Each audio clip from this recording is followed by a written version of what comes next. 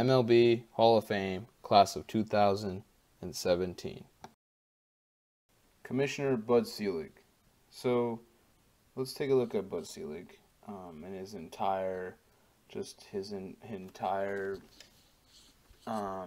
influence to baseball, to the game, to everything.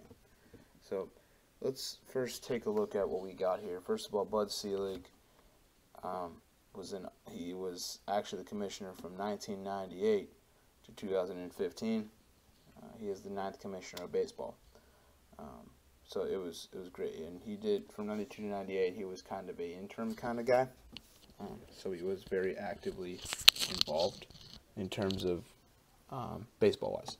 But let's first take a look at pretty much his life. So Selig was born in Milwaukee, and he grew up in a Jewish family. He went to the University of Wisconsin-Madison, and he got a bachelor's in American History and Political Science. Then he served 2 years in the U.S. Army before working with his father, who owned a car business in Milwaukee. So, his mother is from Ukraine, and she attended college. She became a school teacher.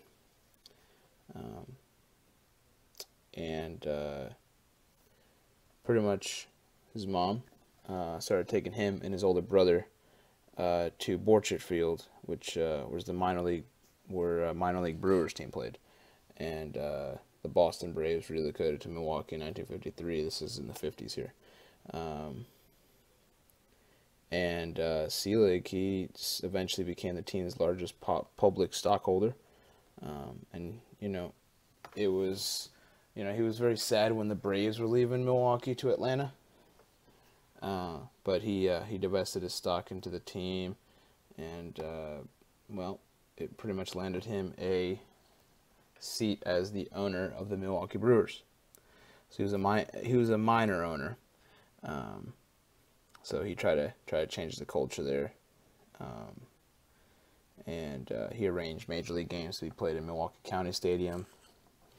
So he did that kind of thing, but to satisfy the fan base, he decided to purchase the White Sox with the intention of moving them to Milwaukee. And he wanted to buy the club, but the American League vetoed the sale. They wanted to make sure the White Sox were in Chicago. So he turned to other franchises to see what they can do.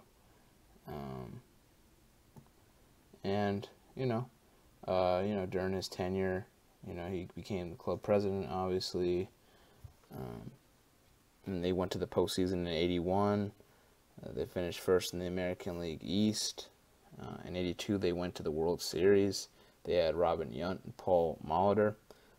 And he won 7 Organization of the Year awards, actually, with the Milwaukee Brewers.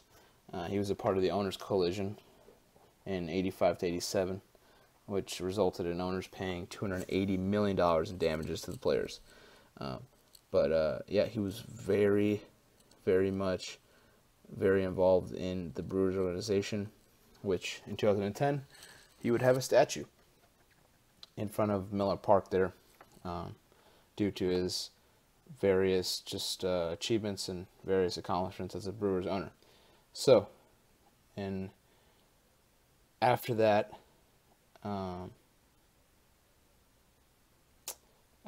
he was kind of a acting commissioner from 92 to 98. And his first thing that he did was to institute the wild card and the divisional playoff play. So that was really good, and it created a lot of controversy, but it really made it more exciting. Obviously, the race was more like, oh, we get a second shot instead of 3 teams, or like they actually made it fun. They made it like, all right, there's a wild card team, cool. Like there's another team, like we don't need to win the division, we don't have to. We would like to, but we don't have to. And he was a part of that whole '94 strike where he canceled the World Series.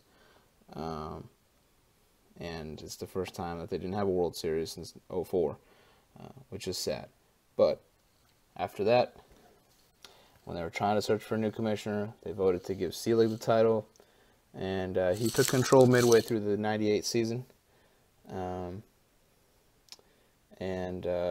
pretty much from then on, he was involved in many different, he changes pretty much. A lot of changes, He was very involved with the 2001 attack. He was definitely postponing games for respect and mourning for victims. He did some disciplinary actions and changes to the All-Star games. He was involved with he was in that performance-enhancing drugs kind of era.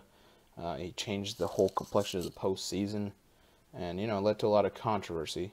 He ended up retiring.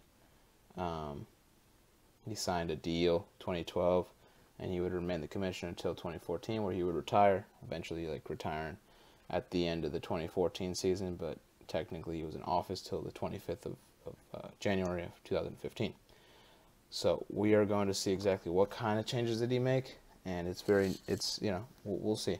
So first of all, he realigned teams into 3 divisions per league and the introduction of playoff wildcard teams. He had interleague play. He brought in 2 additional franchises, so the Arizona Diamondbacks and the Tampa Bay Devil Rays at the time, but now it's just the Rays. He transferred the Milwaukee Brewers from the American League to the National League. Abolition of the American and National League offices and presidencies, and the inclusion of all umpiring crews into a common pool for AL and NL games instead of having separate pools per league. Had an unbalanced schedule.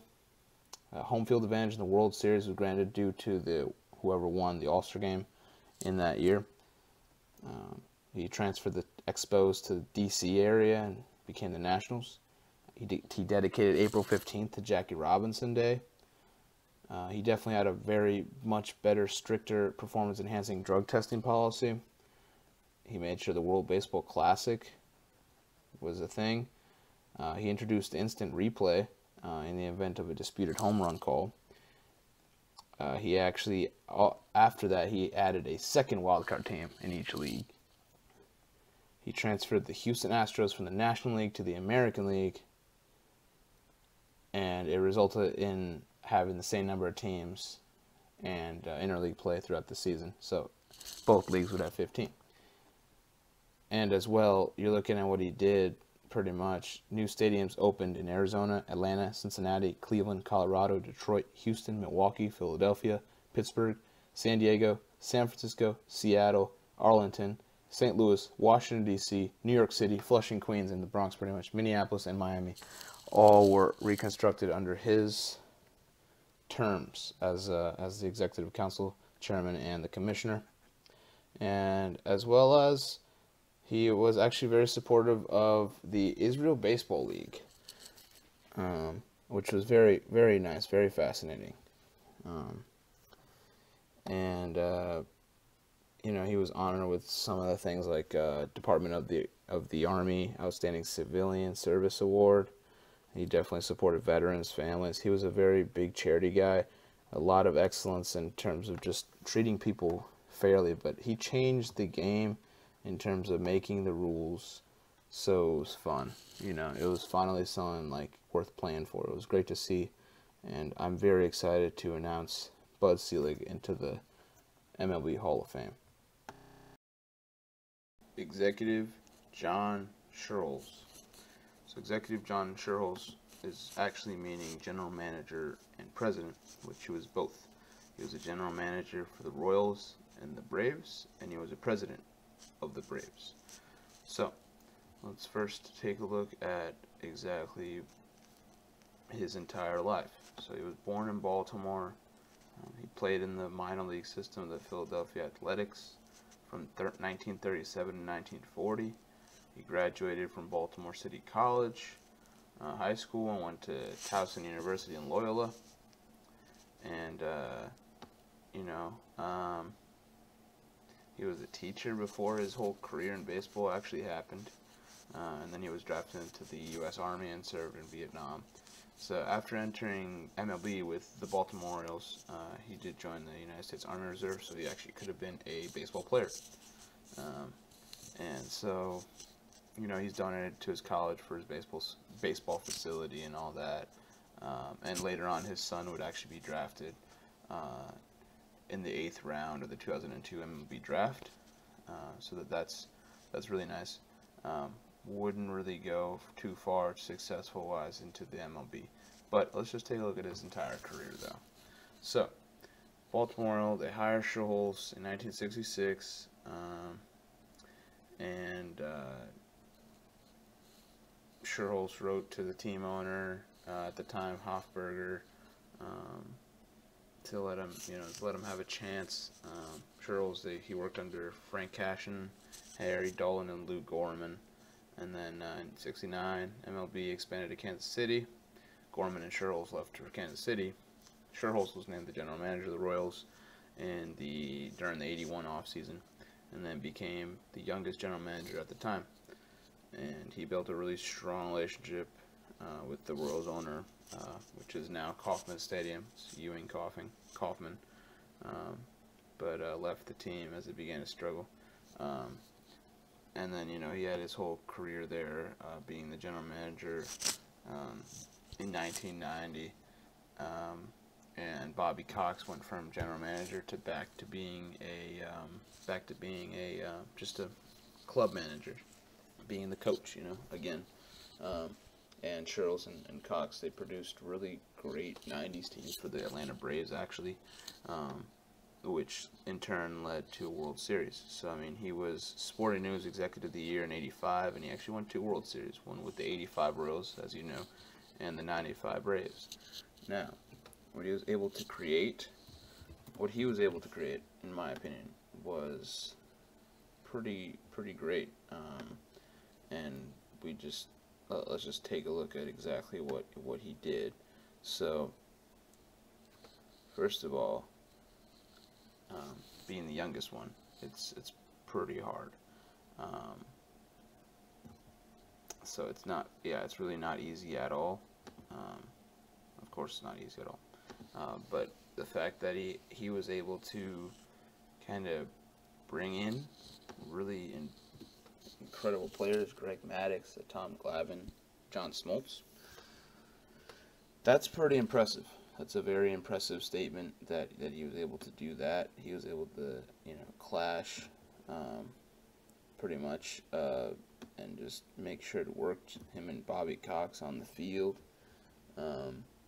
And just the whole complexion of even the Royals. I mean, he was able to just, make sure that this team went to postseason and went to the, it was great to see that. It was great to see Schultz kind of build winners, for sure, in terms of players that he got, and we could just literally just go like down the field and just see what he did. First of all, he helped lay the foundation for the Royals. First of all, he had Frank White, Al Collins, and George Brett, and all because of his farm directing skills. It was really great to see that actually. And again, Gorman, he left to the Seattle Mariners, and Schultz, just the whole fact that he was able to build this Royals franchise, and they won 4 American League West titles in 5 years. They won an AL pennant, and in '85, he brought in guys like Saberhagen, Danny Jackson, Bud Black. In '85, the Royals won the first World Series. Like, that was very much it was needed.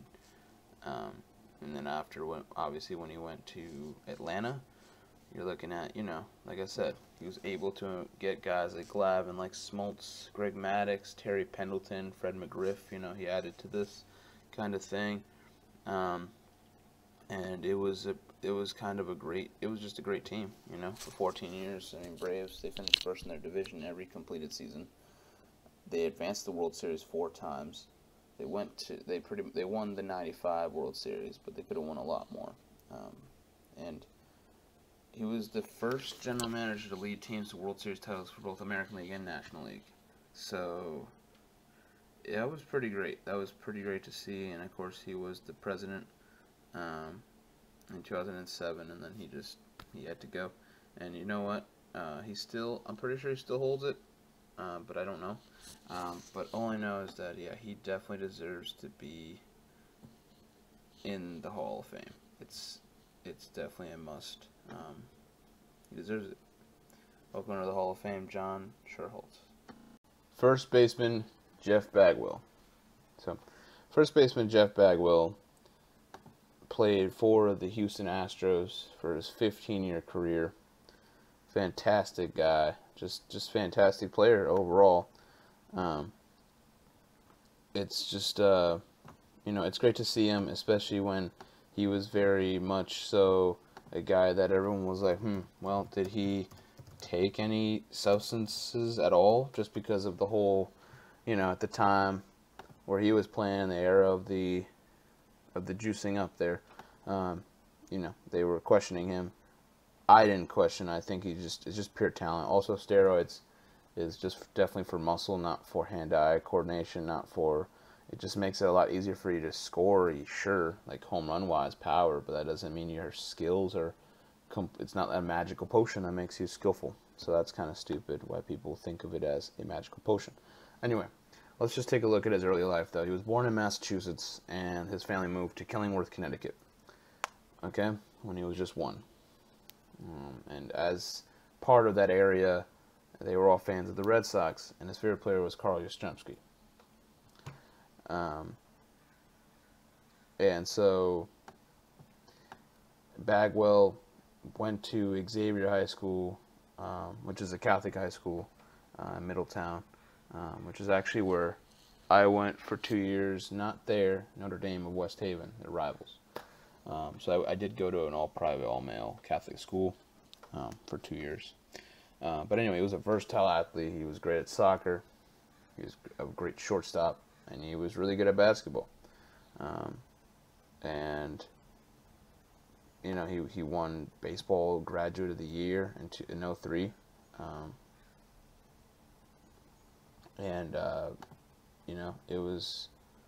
It was great to see. So, anyway, now, he was a prospect actually for the Red Sox. They actually took Bagwell 4th round in the '89 MLB draft, and he had the same agent the entire time. Anyway, so he posted in the Florida State League. He had .310 average with 2 home runs. That was in '89. In '90, he had a .333 average with 160 hits, 4 home runs, and 61 RBIs, 34 doubles, 7 triples, 57 strikeouts, 422 on base, 457 slugging, and an 880 OPS. So he finished first there, leader in hits, doubles, second in batting, OBP, OPS, and 4th in walks, 9th in runs scored, 10th in RBIs. And this was in the Double-A New Britain Red Sox, right? So, now, in 1990, the Red Sox, they wanted a relief pitcher to improve their chances of making the playoffs, so they contacted the Astros about Larry Anderson. And pretty much it was a trade. And the trade that they pulled off was pretty much Bagwell going to Houston.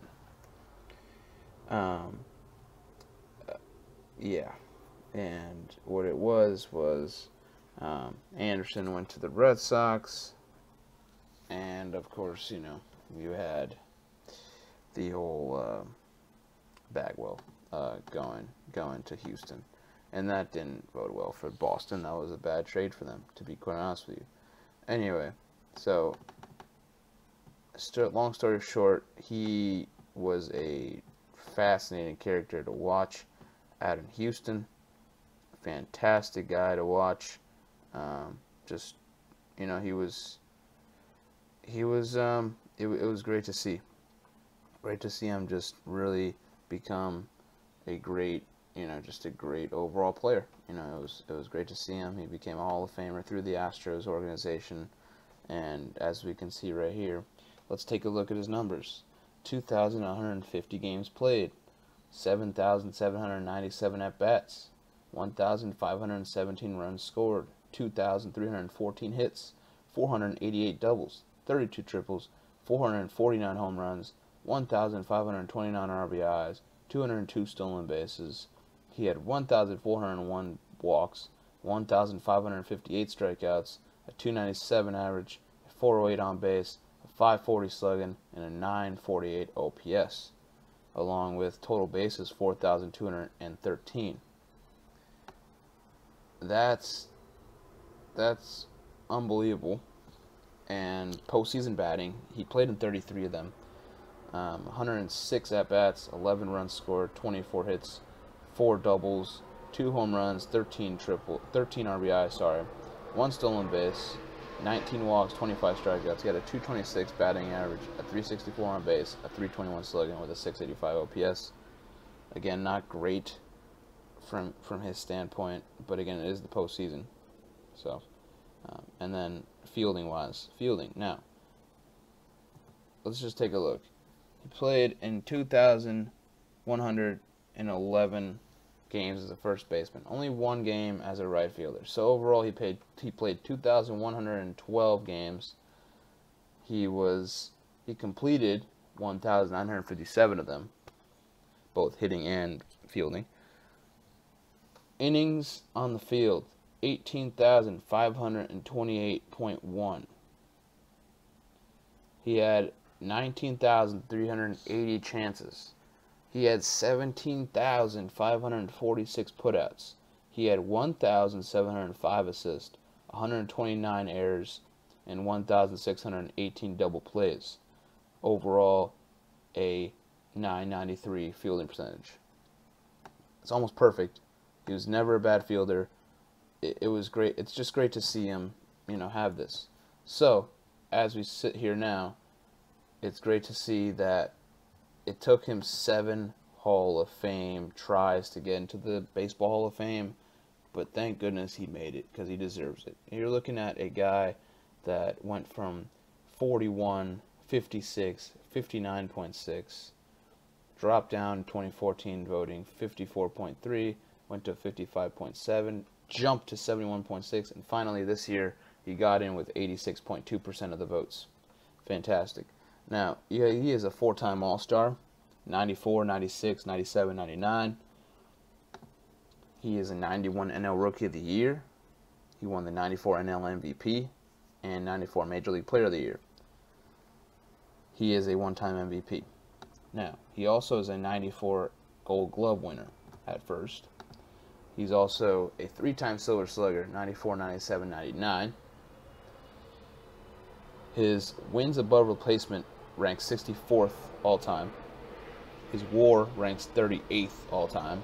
His offensive WAR ranks 49th all-time. He's been top 10 in batting average. So much so that at 1.94, when he did win the MVP, he was second there. He was super close.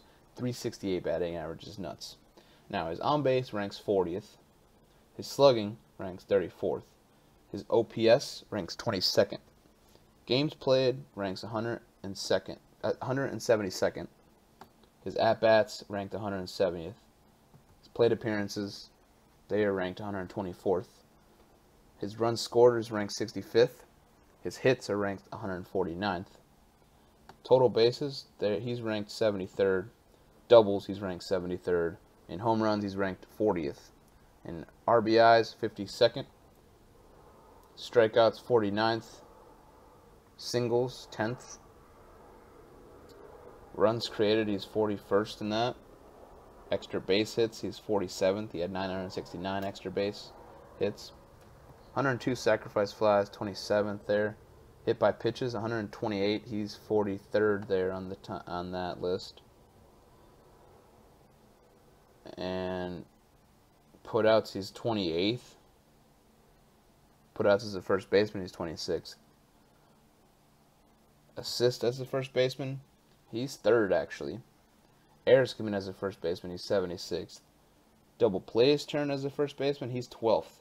1,618, which is fantastic. And fielding as a first baseman, he's ranked 74th. So, it's hard to be a first baseman. You need to be there. But what we learned from him is that 15 years, Boston made a mistake, a big mistake. They let him go. But you know what? He's in the Hall of Fame now. Congratulations, Jeff Bagwell. You are officially a Hall of Famer. Catcher Ivan Rodriguez. Now, if you don't know who Ivan Rodriguez is, he's one of the best catchers of all time. I'd say top 5, in my opinion. When you look at the benches and the Berras and those guys, you got to put Ivan in there. He's just one of the best catchers because he transcended Texas baseball. He was able to bring some fun into that town. He brought fun into Detroit. Everywhere he played, he brought fun to wherever he played because he was just a very great player. I mean, he played a year in Florida, a year in Houston, a year in New York, Yankees-wise, 2 years in Washington, D.C., 5 years in Detroit, and 13 years in Texas.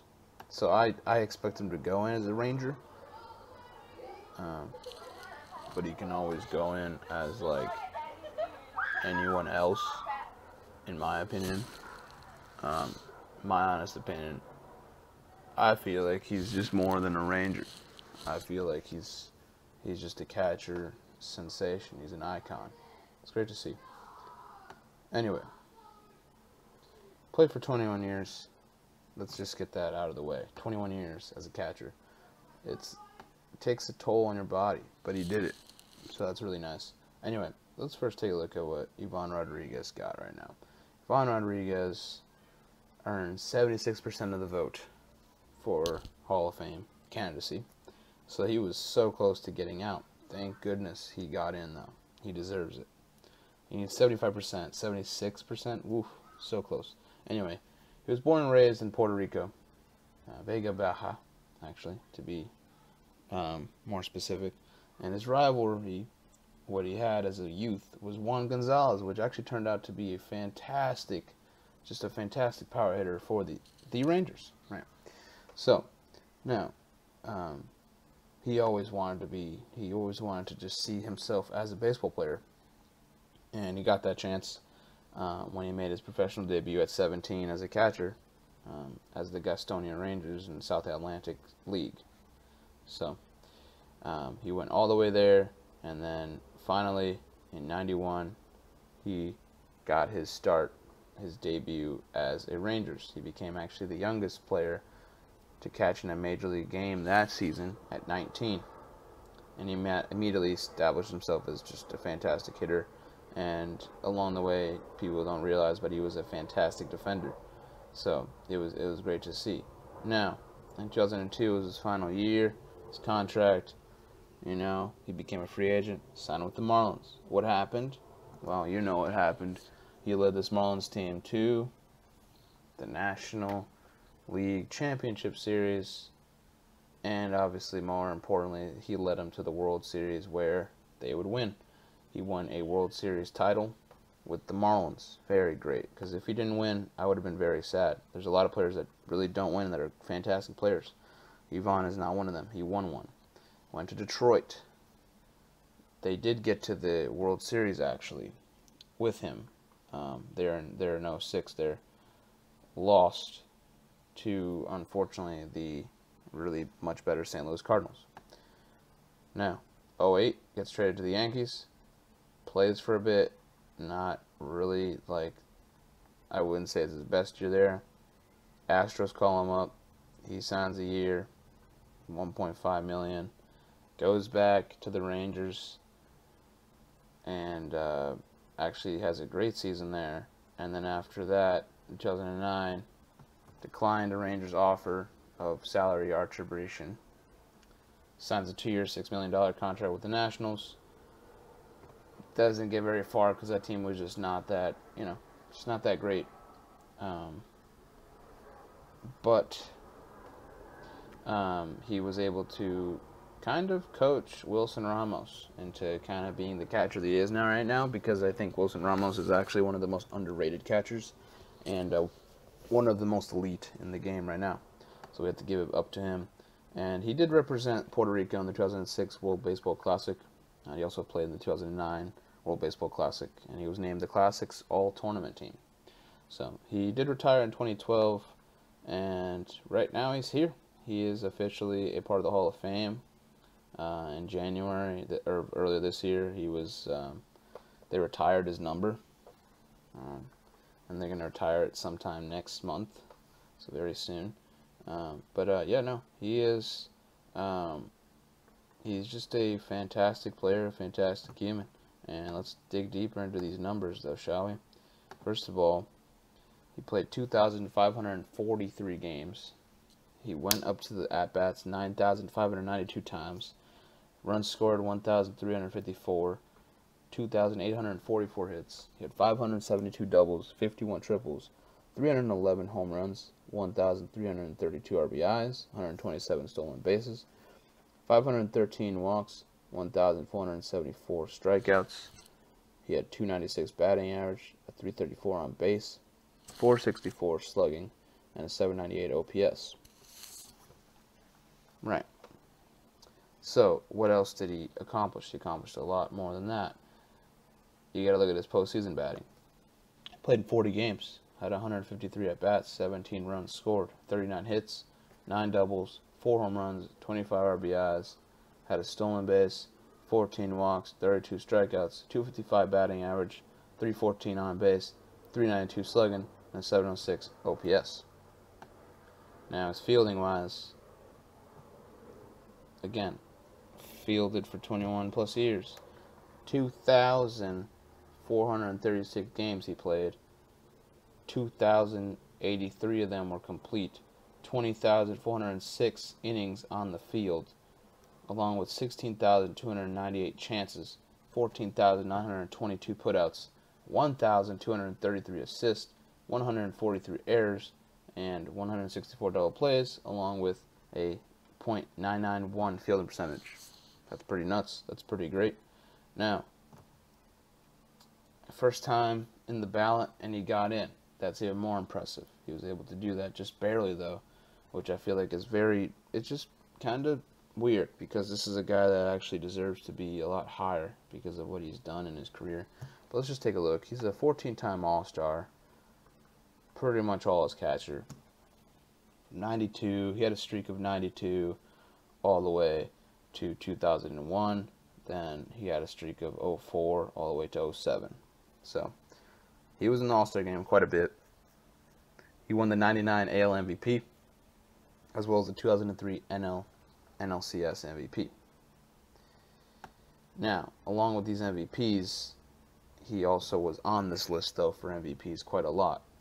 You're looking at 10th, 23rd, 10th, 16th, 10th, and of course 1st. So he was on most of them to be top 10 in the list for MVP awards.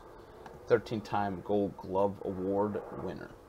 It's that's very impressive to see. Had a very good streak of 92 to 01, then 04, 06, 07. But yeah, he's one of the top Gold Glove winners of all time in terms of his position. 7-time Silver Slugger from 94, streak going on to 99, then 2004 he had one. So that was, yeah, no, it's very good. Yeah, his wins above replacement are ranked 111th. His WAR is ranked 76th. His defensive WAR is actually ranked 9th. His slugging is actually ranked 10th. In 99, he had a 558 slugging. It's amazing. Anyway, at bats, 41st career-wise. Runs scored, he is 110th. In hits, he's 49th. In total bases, he's 55th. In doubles, he's 26th. In singles, he's 64th. Hit by pitches, he's actually 8th. In 94, he got hit by pitches 7 times. Anyway, sacrifice flies, 76 career ones. He's 114th. He's also first in putouts as a catcher. He's 23rd in assist as a catcher. He's 88th in errors committed as a catcher. He's 5th as double plays turned as a catcher, as well as 70th as fielding percentage as a catcher. So, overall, fantastic career for him.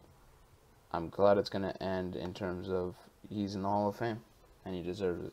So congrats, Ivan Rodriguez. Last but not least, left fielder Tim Raines. So he's going to close out our National Baseball Hall of Fame, class of 2017. Also because I just wanted to talk about Tim Raines last, because I feel like he's one of the most overlooked guys in terms of the three players. You could talk about Jeff Bagwell, you could talk about Ivan Rodriguez, but people don't quite literally talk about Tim Raines and what his impact was. We all know Ivan really generated a great generation of catchers to come. Bagwell was able to make an impact at the first baseman position, and that actually created a lot of fluctuation of first baseman now, where they want to be great at defense and at batting, you know. Of course, there's always been players that have able to transcend, but Tim Raines literally transcended the stolen base kind of category.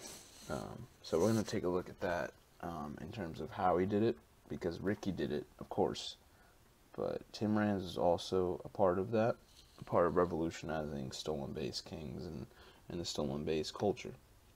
So first of all, we're gonna first look at his nickname was The Rock. Actually, it was Rock. Tim Rock Raines.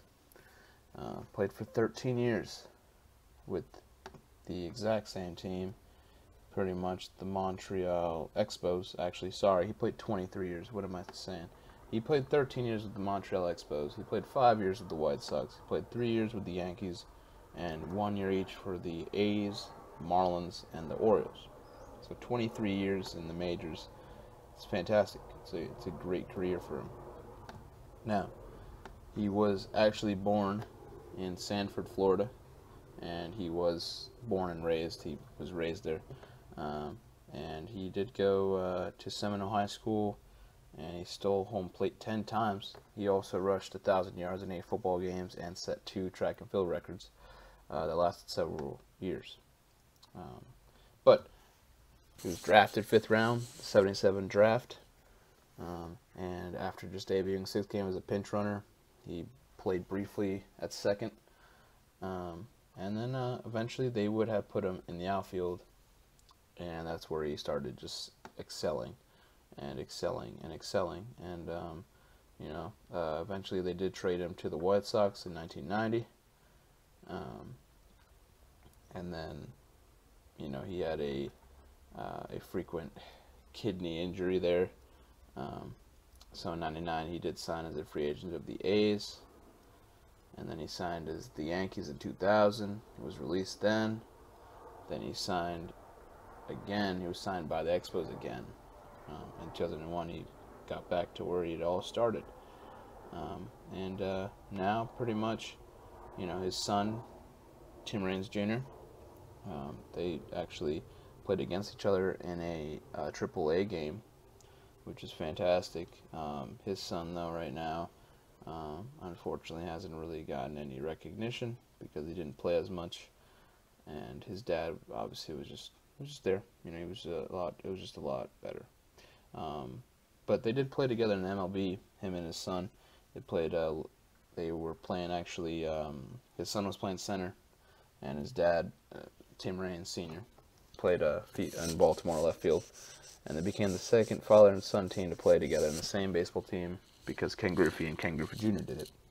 And then his last season in 2002 with the Marlins, and that was it. Pretty much his 23-year career. Had a lot of changes, a lot of places to go, but one thing is he established himself as an Expo. He got his number retired by the Expos, which is, fantastic. He was actually elected in the Canadian Baseball Hall of Fame.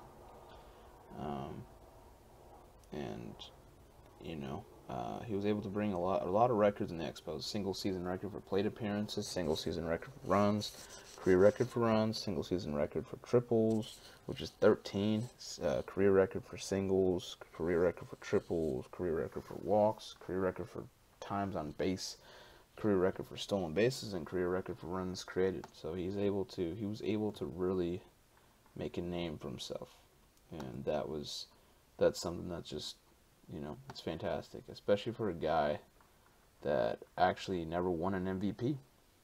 He never won a regular season MVP. Um, it sucks for that, you know, for that fact. But let's just take a look at his career. He played 2,502 games, 8,872 at bats, 1,571 runs scored. He had 2,605 hits, 430 doubles, 113 triples, 170 home runs, 980 RBIs, 808 stolen bases. He had 30 walks, 966 strikeouts with a 294 average, 385 on base, a 425 slugging, and an 810 OPS. So, with that said, postseason batting, he played in 34 games. He had 126 at-bats, 18 runs scored, 34 hits, 7 doubles, a home run, 6 RBIs, 3 stolen bases, 14 walks, 15 strikeouts with a 270 average, a 340 on base, a 349 slugging, and a 690 OPS. And then fielding wise,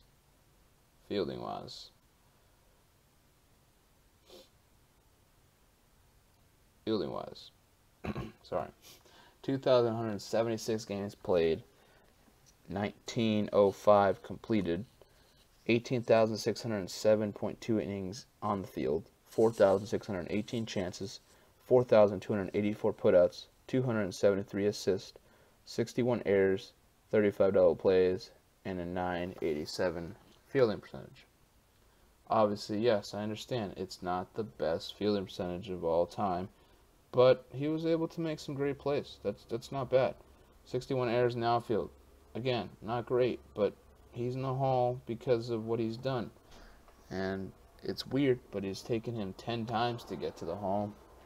In 08, he only had 24.3%, dropped down to 22, went up to 30, went to 37, went to 48, went to 52, went down to 46, went to 55, 69. We're like, is he going to get in the Hall?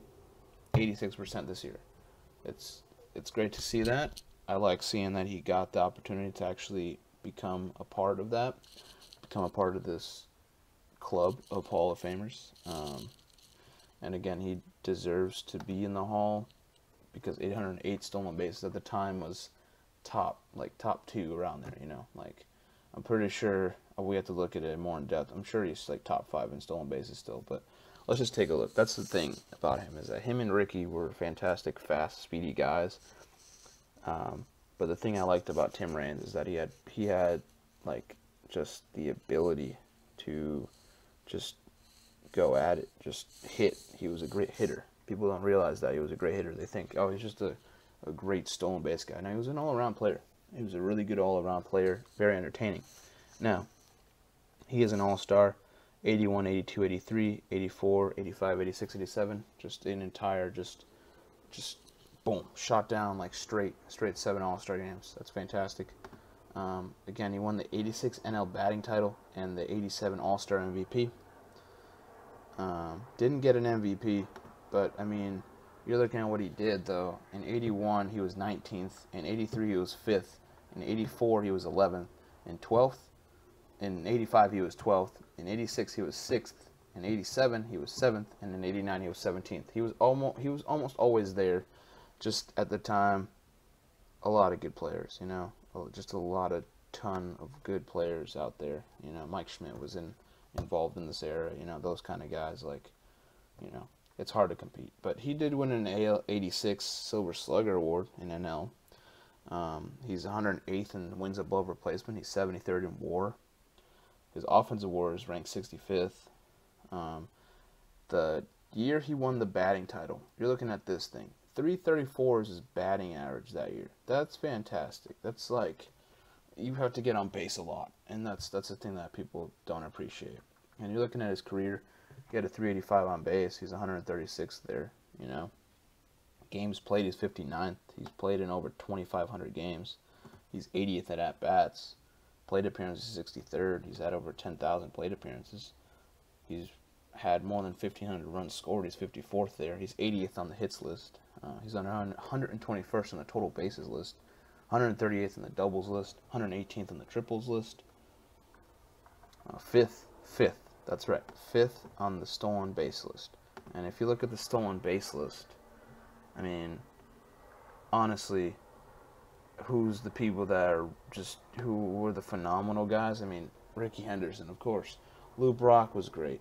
Billy Hamilton, Ty Cobb, and then it's Tim Raines. Those are the only dudes that have better numbers than him, right? Ty Cobb, Billy Hamilton, Lou Brock, Ricky Henderson. All of them, where are they?